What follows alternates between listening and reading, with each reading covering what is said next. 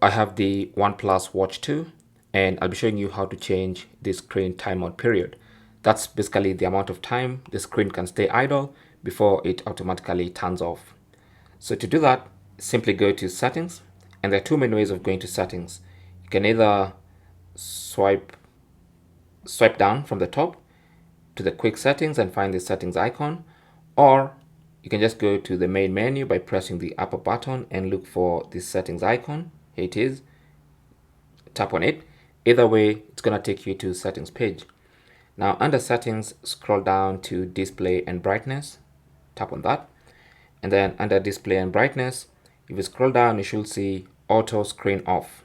Okay, currently it's set to 20 seconds. That means after 20 seconds, the screen will go off. So you can tap on that, and then you can either reduce that time if you want it to be even shorter to save battery life, or you can increase it to 30, 40, to a maximum of 60 seconds. So once you see what you want, just to select it, just tap on the check mark. And as you can see, my auto screen off is now set to 60 seconds. So that's my new screen timeout period.